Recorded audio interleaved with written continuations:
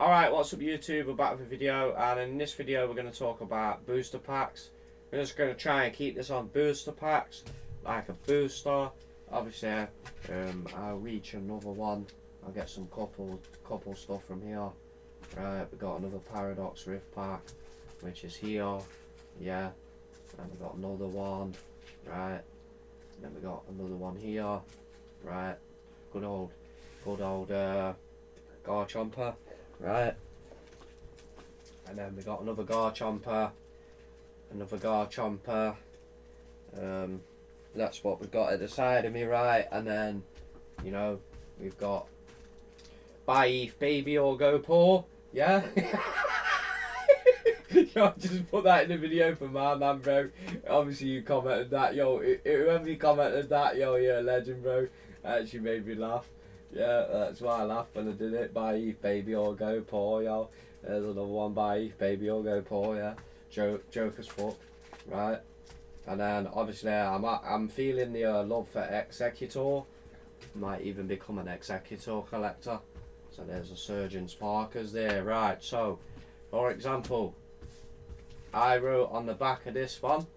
I won't show you that one because I don't want you to know where that one come from at this moment in time, right? But basically I got this one, so I put the 5th of the 4, the 25, and I got this from a Charizard Supreme box, and I put grade booster on the back, right? So basically I did a bit of traceability on where this booster pack come from, right, as a Paradox Rift pack. So investing in sealed products, because this is something what people do. Now, hoarding sealed packs, well guys, you have to have life experiences. You can't hoard sealed boosters. Well, you can do what you want. You can do anything in your life what you want. Don't be subject to anyone's comments. Don't change the way you are from someone's comments. Don't change your life, you know, or what anyone says to you. Yeah, do you, yeah. Be you, be extravagant, yeah? Be like Pot of Extravagance, right? Be someone out of the ordinary, be better than, you know, be who you are, yeah? If you want to invest in sealed products, you invest in sealed products, right? You buy what you like, right? You know, buy Eve Baby. I know people have been enjoying this, basically, as well. So, sealed packs, right?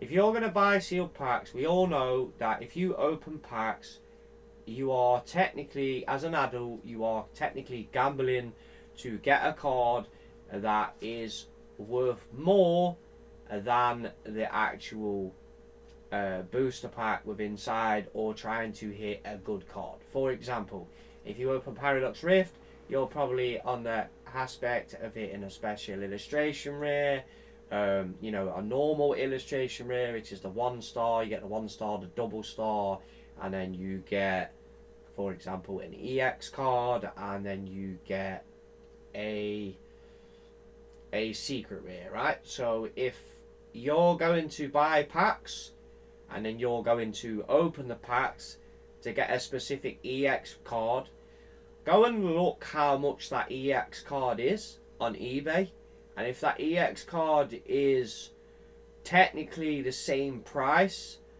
or less than the booster pack, just buy that specific EX card. And then if it's cheaper than the booster and you want multiple copies, buy those actual sealed, you know, single cards off eBay, right? Let someone else open the packs, you buy your stuff, keep it sealed. Or, you know, if you're doing this for investment, yeah, if you're doing this investment, you don't want to be opening packs, because obviously it's a lot of work trying to sell the commons, trying to sell the reverses, to try and get whatever money back you can to get the money back for your booster. Now, obviously, I do that. I will open, let's say I buy a 3-pack blister, and this could be basically the set from the 3-pack blister. This is why this one's not cased up, because this is the one that I was going to open. I was weighing the packs, and these two were like the same, and then this one was lighter. So sometimes you usually get like a lighter or a heavy pack out of a a 3-pack blister which comes sealed, so you more have like a, which one is it gonna be? Like, if they all weigh the same, you could basically take, you know, potluck kind of aspect from it and pick one and open it. But I'm a fan of the Garchomp packs, so I'm deciding to grade these boosters. You know, which I wrote on this one, grade booster, and then obviously on this one I wrote grade booster as well, because obviously we want grade packs, right? I like this artwork, and I think a lot of people probably would agree with me that this is the better one out of the 4 that you get in the Paradox.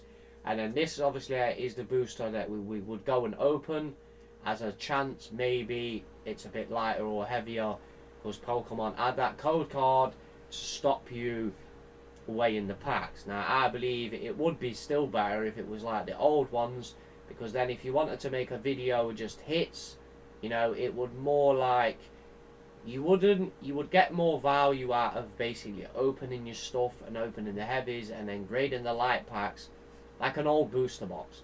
Like, for example, if you buy an old Jungle booster box, or you buy a Rocket box, or you buy any old Watsy set, you want to weigh the packs, you want to sell the heavies to anybody who wants to open them or use them as an investment. And then the old packs is you want to keep the box, you know, sell a couple of light if you need a bit of extra money to fund buying more stuff, or grade them, wait the grading time, then sell them. Yeah, that's my idea of doing it. Obviously, if you grade, for example, I've always took this approach. If you buy a 3-pack blister, and they're not going to give you 3 EX cards from each single pack, right? Because that's just not the weighted rules. If you have a look at Paradox Rift and how long it takes you to hit an illustration rare, it's about 1, or it's out of 1, so it's not 1 pack you get an illustration rare. It's like 12 to 14 packs on average, which is taking the data from people like TCG Player. So realistically, yeah, if you are going to open a pack from a 3-pack blister, you're more likely, if you hit an EX card or a special illustration rare, technically there's nothing in the other 2 boosters. So you can go ahead, grade the other 2 packs, keep them for yourself, or sell them as people who want to buy, like a PSA 10 Garchomp booster, or they want to buy, you know, I really don't like this art. I think it's just rubbish in my opinion, but you know, like these were the ones from a blister that I would go and open out of this set. So if you're going to buy a sealed product just straight for an investment, I know a lot of people that are. I get Instagram messages of people saying, oh yo, I bought a load of this, I got a load of this stuff, you know what I mean, I've been buying this, right? And you know, people give me a rough idea what they're getting, and obviously like 151 and stuff is, you know, gaining price. Nobody wanted it at the moment at the time, and then it went up. So if you're buying to keep sealed, you know, a booster box is probably your better option over single packs. In my eyes, single packs can be graded because you don't know where they come from. That's why I like to put the tracers on them.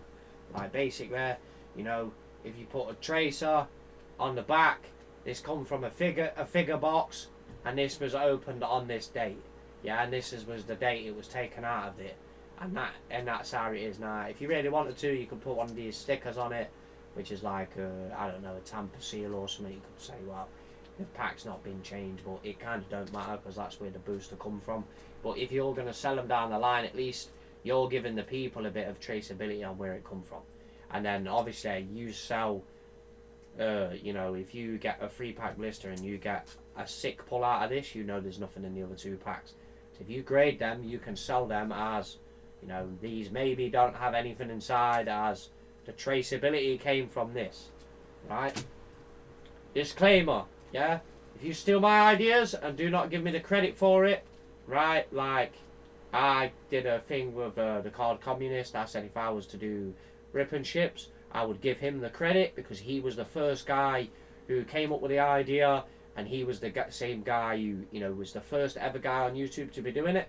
So if anyone ever takes my idea of stealing these, or, you know, the ways where to trace your boosters from or whatever, give me the credit for it. Don't try and take it as your own idea because you've seen it here first.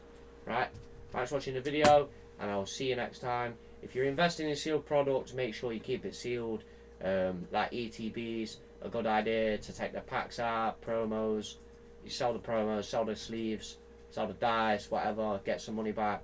Use that to fund more purchases. Or if you can actually just sit there and buy them and buy 50 and buy more, then do it that way. Do it your own way. But thanks for watching the video and I'll see you next time. Peace.